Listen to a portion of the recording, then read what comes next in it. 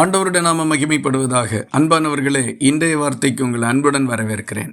இன்றைய தியானத்துக்காக ரோமருக்கு எழுதின நிருபம் 12வது அதிகாரம் 16வது வசனத்தை வாசிக்க கேட்போம்.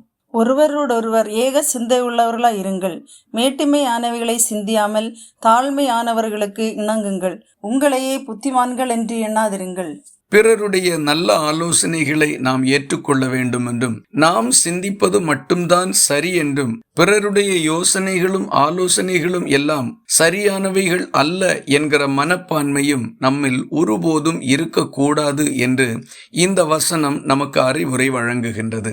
எந்த ஒரு மனிதனுடைய சிந்தையும் பூரணமானதோ நிறைவுள்ளதோ அல்ல.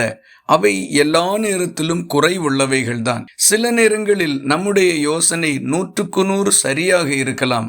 ஆனால் பல நேரங்களிலும் அவைகள் சூழ்நிலைக்கு ஒத்துப்போகிறவைகளோ நல்ல முடிவை பெற்றுக்கொள்வதற்கு ஏற்றதாகவோ இருப்பதில்லை. அதுபோல பிறர் நமக்கு சொல்லுகின்ற ஆலோசனைகளும் சில நேரங்களில் ஒவ்வாதது போல இருந்தாலும் பல நேரங்களில் அவைகள் மிகச் சரியானதாகவும் இருக்கக்கூடும். ஆகவே நம்மை நாமே புத்திமான்கள் என்று எண்ணிக்கொள்ளாமல் பிறருடைய கருத்துக்களுக்கும் யோசனைகளுக்கும் முக்கியத்துவம் கொடுக்க வேண்டும், அல்லது அவைகளை சிந்தனைக்கு எடுத்துக்கொள்ள வேண்டும் என்பது நாம் கற்றுக்கொள்ள வேண்டிய பாடமாக இருக்கின்றது.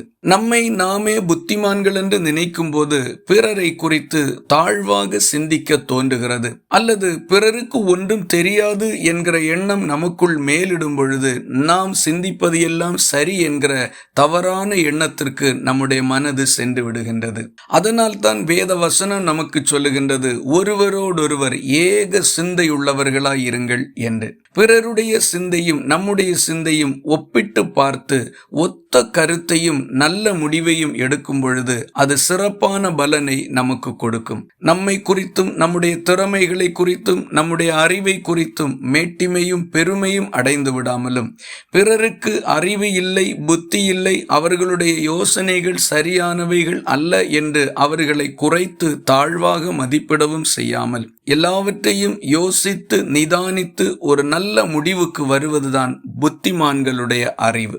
சிலர் பிறரிடத்தில் ஆலோசனை கேட்பதையோ அல்லது அவர்கள் சொன்ன அறிவுரையின்படி செயல்படுகிறதையோ தரக்குறைவாகவும் தங்களுக்கு அவமானமாகவும் கருதுகிறார்கள். இது மிக தவறான ஒரு காரியமாக இருக்கின்றது.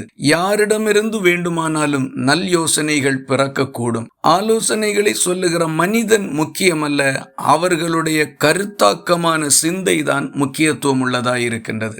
ஆகவே நம்மை நாமே புத்திமான்கள் என்று எண்ணாமல் அறிவார்ந்த சிந்தைகளுக்கு செவி கொடுத்து நம்முடைய காரியங்களை மிகச் சிறப்பாக முன்னெடுத்து செல்லுகிறதற்கு பிரயாசப்படுவோம். நம்முடைய காரியங்கள் எப்பொழுதும் என்றும் எங்கும் ஜெயமாயிருக்கும். இந்த வார்த்தைகள் இந்த நாள் முழுவதும் உங்களுக்கு ஒரு ஆசீர்வாதமாய் இருப்பதாக. ஜெபிக்கலாமா? எங்களை நேசிக்கிற அன்பு நிறைந்த நல்ல ஆண்டவரே, நாங்கள் உம்மை நன்றியோடு துதிக்கிறோம். நாங்கள் ஒருபோதும் எங்களையே மேட்டிமையாக எண்ணி புத்திமான்களாக நினைத்து கொள்ளாமல் பிறருடைய ஆலோசனைகளுக்கும் அறிவுரைகளுக்கும் இடம் கொடுத்து நல்லவைகளை தெரிந்து கொண்டு கடைபிடித்து வாழ்க்கையில் முன்னேறி செல்ல எங்களுக்கு உதவி செய்தருளும். மேட்டிமையான சிந்தைகளை எங்கள் மனதிலிருந்து விலக்கி தாழ்மையுள்ள இருதயத்தை தாரும். ஜெபத்தை கேட்டதற்காக ஸ்தோத்திரம். இயேசு கிறிஸ்து மூலம் வேண்டிக் கொள்கிறோம் எங்கள் அன்புள்ள நல்ல பிதாவே, ஆமீன். கர்த்தர் தாமே உங்களை ஆசீர்வதிப்பாராக.